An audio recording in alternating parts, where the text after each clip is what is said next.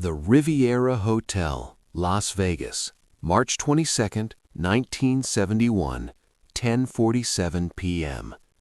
Dean Martin was 43 minutes into his second show. 1,500 people in the showroom, scotch flowing, cigarettes glowing in the darkness. Dean at the microphone, mid-song, "That's amore." Then a voice cut through from the back. "You're a phony!" Male voice, loud, angry, slurred. "You're not even drunk. It's all an act. You're a fake." The showroom went silent. The band kept playing for another bar before trailing off, confused. Security started moving toward the voice. Dean held up his hand, stopped them. Dean set down his drink, the prop drink, the ginger ale he'd been sipping all night that everyone thought was whiskey. Walked to the edge of the stage. "Say that again." The voice came back, louder now, emboldened. "You're a phony. The drunk thing is fake. You're lying to everyone." Dean nodded slowly. "You're right." The audience shifted. This wasn't the response anyone expected. "Come up here," Dean said. "I want to talk to you." And what happened in the next 15 minutes would become the most honest moment in Dean Martin's entire career. The moment he stopped performing and started confessing. The moment 1,500 people learned the truth about the man behind the myth.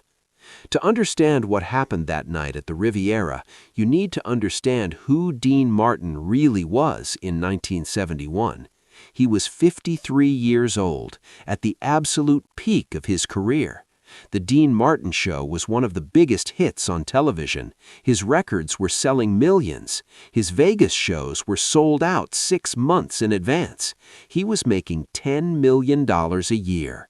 And he was miserable. Not publicly. Publicly, Dean was the king of cool, relaxed, easygoing, always with a drink in his hand, always with a joke. The image was perfect, the drunk crooner who didn't care about anything except having a good time. But it was an image, carefully constructed, meticulously maintained, and increasingly exhausting. The truth was, Dean barely drank, maybe one real drink per show. The rest was ginger ale, apple juice, iced tea, whatever looked like alcohol under the stage lights. The stumbling? Rehearsed. The slurred words? Planned. The whole drunk persona was performance art. Dean had created the character in the 1950s, partly because it was funny, partly because it set him apart from other singers. Frank Sinatra was sophisticated. Sammy Davis Jr. was energetic. Dean was the lovable drunk. It worked. It made him millions. But by 1971, Dean was tired of lying, tired of pretending, tired of people thinking they knew him when they only knew the character. 3 days before this show, Dean had been at dinner with his son, Dean Paul, 19 years old, smart kid, trying to figure out his own life. And Dean Paul had asked, "Dad, are you actually an alcoholic? Because if you are, we should talk about it." Dean had been shocked. "What? No, son, it's an act. You know that." "I know that, but does anyone else know? Do your fans know? Do the people who watch your show know?" Dean hadn't had an answer, because the truth was, no, most people didn't know.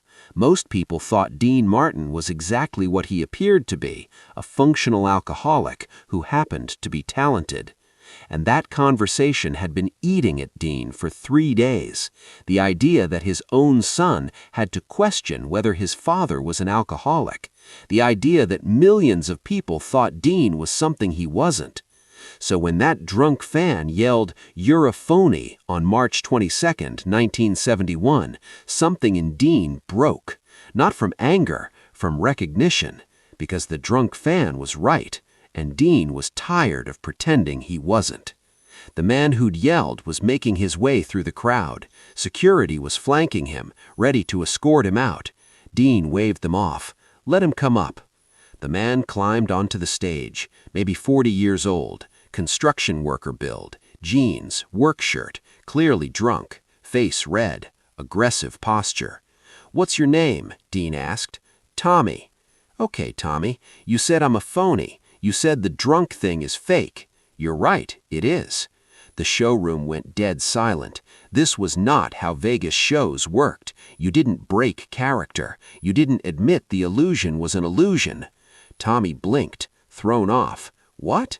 I said you're right. I'm not drunk. I barely drink. Maybe one real drink a night.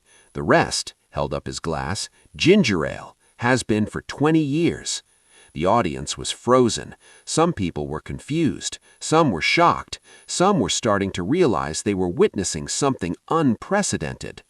But you're always drinking on your show, Tommy said, still aggressive but uncertain now. Yeah, I'm always pretending to drink on my show. I'm acting. That's what performers do. We create characters. Mine is the drunk guy who doesn't care. But it's not me. It's a character. Dean pulled up 2 chairs from the back of the stage, sat in one, gestured for Tommy to sit in the other. Tommy sat, still drunk, still confused, but the anger was gone. Why do you care if I'm really drunk or not? Dean asked, not confrontational, genuinely curious. Tommy's face changed. The aggression melted into something else, sadness. Because my dad was a drunk, a real one, and he died last year. Liver failure, 58 years old. Dean's expression softened. That's terrible. And everyone loved him because he was funny when he was drunk, the life of the party, just like you. But he wasn't funny at home. He was mean. He was absent. He drank himself to death while everyone laughed. The showroom was absolutely silent now. This had stopped being entertainment. This was something else. And now I'm watching you, Tommy continued, and everyone loves you, the drunk guy, the funny guy, and I'm thinking this is what my dad wanted to be, famous for being drunk, but he just died alone in a hospital bed. Dean nodded slowly, processing. So you came here tonight expecting to see me glorify the thing that killed your father. Yeah.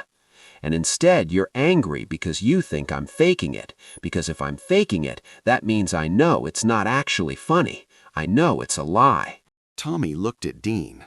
Yeah, that's exactly it. Dean was quiet for a moment.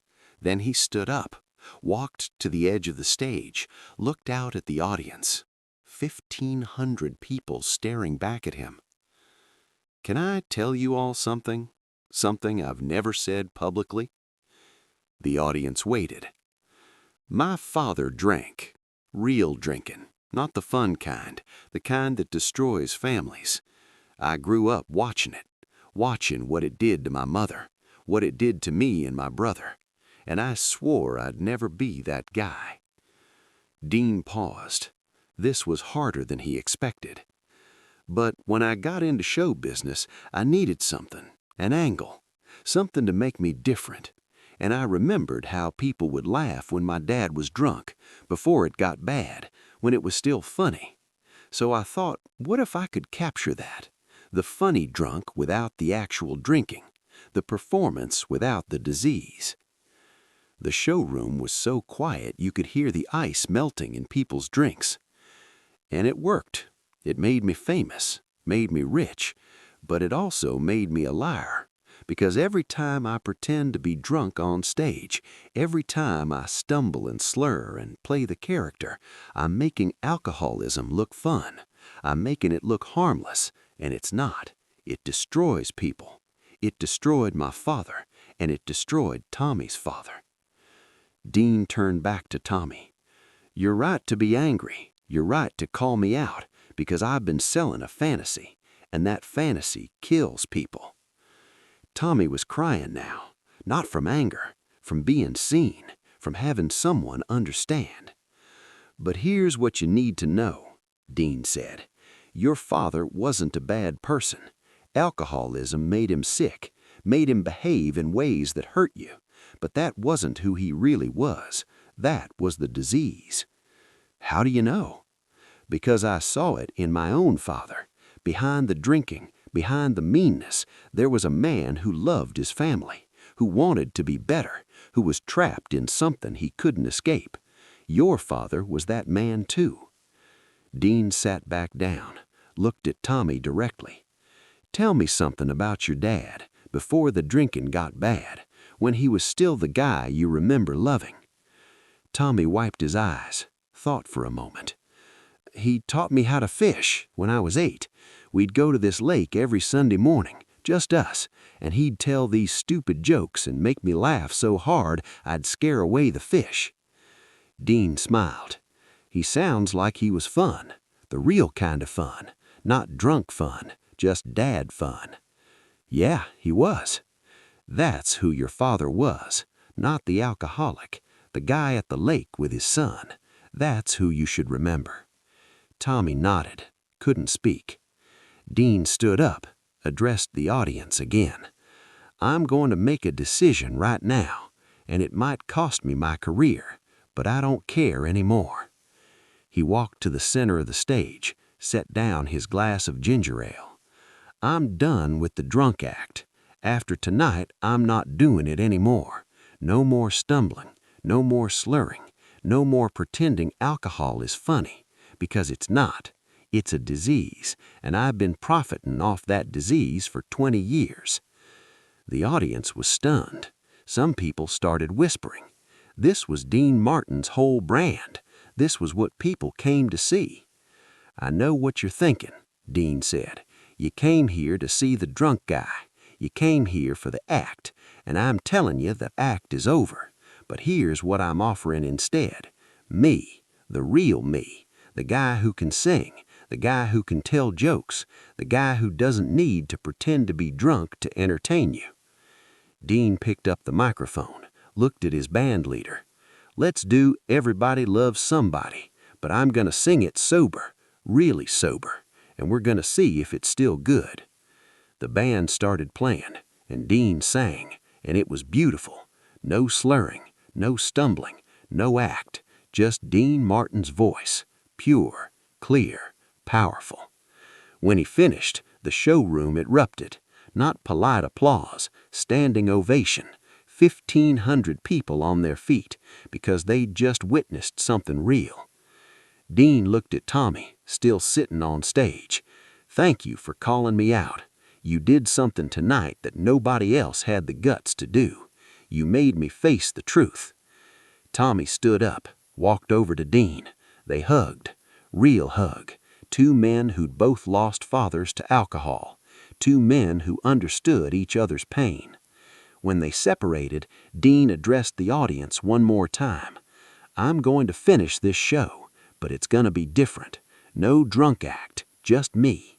And if you want to leave, I understand. You paid for a performance, and I'm changing the rules."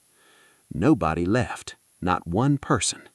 Dean performed for another 45 minutes, straight, sober, honest, and it was the best show he'd ever done, because it was real. After the show, Dean went to his dressing room. His manager was there, panicked. "Dean, what the hell was that? You just killed your brand. The network's gonna freak out. Your sponsors are gonna freak out." Dean smiled. "Let 'em freak out. I'm done lying." And he was. The next week, Dean's TV show aired. He came out at the beginning, no drink in hand, and he addressed the audience directly. "You might have heard I made a decision last week in Vegas. I'm done with the drunk act. It was funny for a while, but it's not funny anymore. So from now on, you're getting the real me. No gimmicks, just singing and comedy. And if that's not enough for you, I understand." The ratings didn't drop. They went up, because people respected honesty. They respected someone willing to change, willing to grow. Tommy, the drunk fan who'd called Dean a phony, went home and got sober. Not immediately. It took him another year. But he'd later say that night at the Riviera was the beginning. "Dean showed me that you could stop pretending. You could face the truth and survive it. If he could do it in front of 1,500 people, I could do it in my own life." Dean Martin performed for another 20 years. No drunk act, just himself. And he was still beloved, still successful, because talent doesn't need a gimmick. Years later, in 1988, someone asked Dean about that night at the Riviera. "You gave up your brand, your whole persona. Weren't you scared?" Dean smiled, terrified, but I was more scared of dying with people thinking I was someone I wasn't. Tommy gave me permission to stop lying. Best gift anyone ever gave me. The lesson isn't about drinking. It's about authenticity, about the courage to drop the mask even when the mask is profitable, even when the mask is what people expect. Dean Martin was called a phony by a drunk fan in 1971, and instead of destroying the fan, instead of defending the lie, Dean chose truth. He admitted the act, ended it, and became more himself than he'd ever been. 1,500 people stood up that night, not for the character, for the man. That's what happens when you stop performing and start being real.